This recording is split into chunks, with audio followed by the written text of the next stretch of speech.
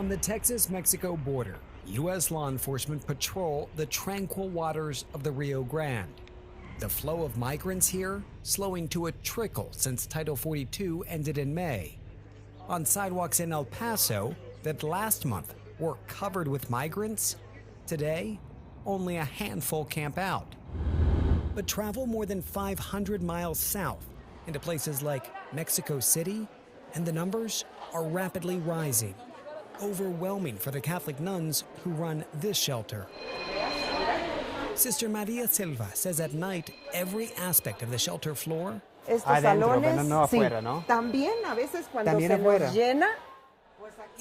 and outside, covered with the thin mattresses you see stacked around us. En la frontera del centro. Wow, this Mexico City, which is very far from the border, as she sees it, has now become a border town, but in the center of Mexico. The migrants here spend their mornings trying to get an appointment with a U.S. asylum officer using the CBP-1 app. Getting a confirmed date, nearly impossible for some. You can tell it's crushing her, and I said, so what are you guys going to do? And they said, just wait for the date. Maria Jose Camacho and her husband, Ender Diaz, from Venezuela, arrived 2 weeks ago in Mexico with their 4-year-old daughter, living here for the past several days. They feel like after Title 42 expired, that it's now much more difficult to try to cross. Title 42, the pandemic-era immigration policy, allowed U.S. officials to immediately expel migrants who crossed illegally without processing their claims for asylum. Those same migrants would often try and try again until they got in. Now, Title 8, back in full effect. Sure, it gives migrants the right to claim asylum, but those who fail to qualify risk being banned from entering the U.S. for at least 5 years. The result? Migrants flooding into Mexico, where they then wait to figure out how they can get into the U.S. And you can see encampments have already taken up most of this little square here. You can see along this street, you've got an art gallery, a nice restaurant, but then just turn the corner here and look down this sidewalk.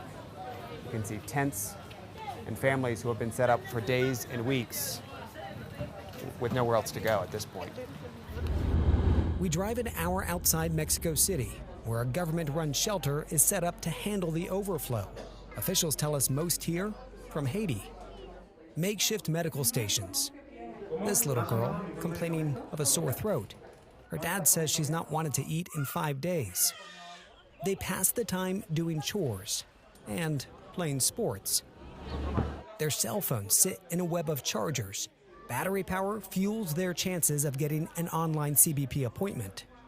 Eventually, they move on. So you can see these folks here are going to be boarding the bus.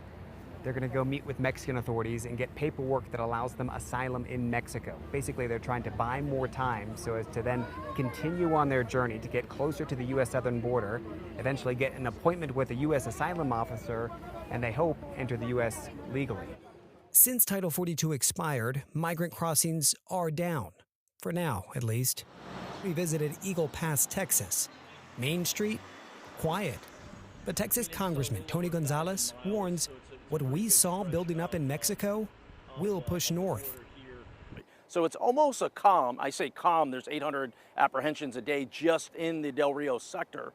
On the other side, in the Mexico side, it's just building up. The cartel will adapt, and then that will be the next thing that they send over. U.S. border officials warn as more migrants either fail to qualify for asylum or grow frustrated waiting, they're turning to cartel-controlled smugglers to get across.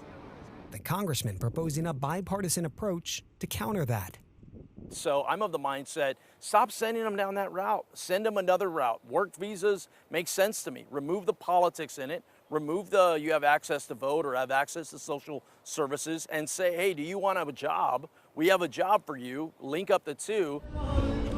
Back in Mexico City, we find Maria Jose, Ender, and their daughter walking a busy commercial street, carrying a sign and candies. We're a Venezuelan migrant family, and we're asking for your support. They tell me they're out here 3 hours, twice a day. O sea, es preferible hacer esto que pedir. O sea, She was a nurse in Venezuela, and so doing this, resorting to having to sell things, it's different, as she points out, but she'd rather do this than just ask for money. Now, given the buildup of migrants that we're seeing right now in Mexico, one group in particular is seeing this as an opportunity. That is Mexican cartel-backed smugglers. And we've seen in the past, of course, they've trafficked folks using the back of cars, in trunks in particular, containers from trucks. Now, according to U.S. officials, they're seeing recent cases of migrants following smugglers into the U.S. by swimming through the Pacific Ocean at night. Shows you just how increasingly desperate and dangerous some of these journeys are. David Culver, CNN.